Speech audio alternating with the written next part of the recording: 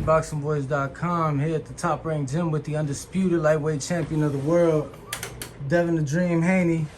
Now that's years down the line, but something I feel that'll be closer is obviously the 140-pound division for you. I wanted to ask because, you know, past rivals of yours have made the move up from 35 to 40, and Ryan Garcia and Teofimo Lopez.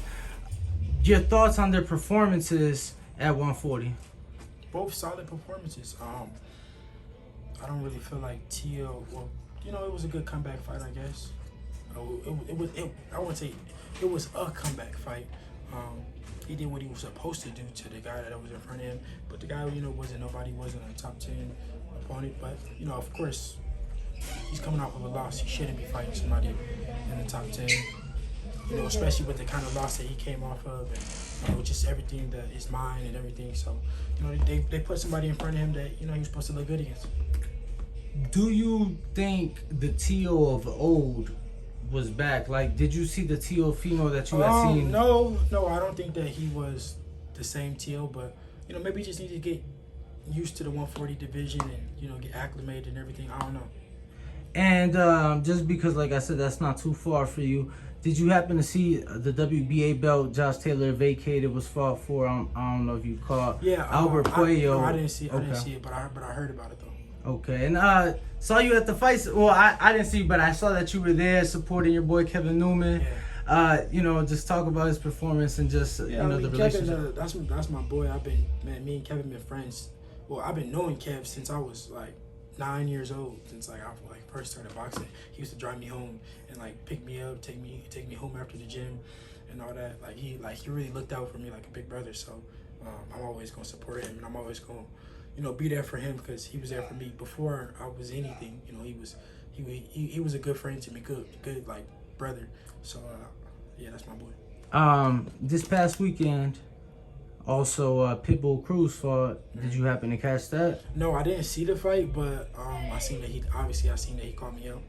So, you know, I saw during fight week there was a tweet that, you know, he would obviously love to bring a title back to Mexico City. You responded, I want to some along the lines of like, what the fuck? Obviously, like, how's that gonna happen if you're not fighting me and I got all the belts? Yeah. That led into you and Javonte, you know, having a little back and forth.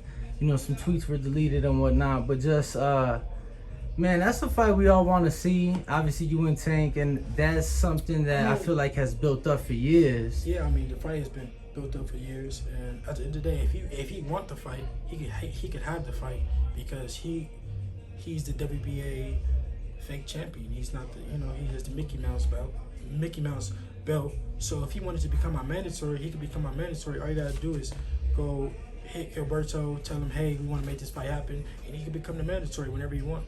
Now, Steven Espinoza chimed in, and I saw he had things to say on Twitter as well. He says that there is a date for December for Tank, that you have a fight in October, your promoter has other plans. You say, obviously, you know, you're a co-promoter in your deal, you have say, and obviously you even went as far as saying, like, I'd be ready for December.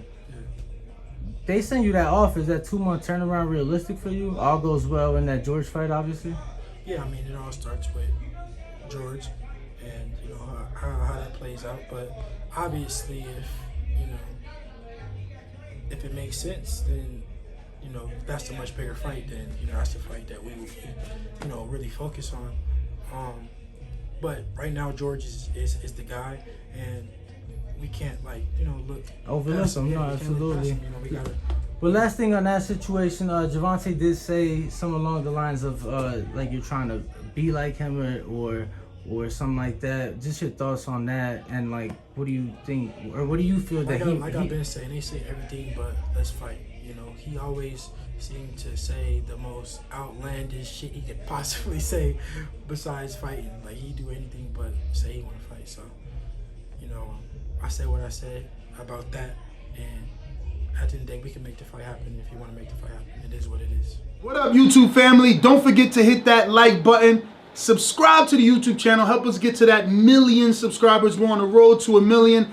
And obviously, we have other great content on our Patreon channel. So since this video is over, head on over to our Patreon and check out all the exclusive content, or right here on our YouTube members.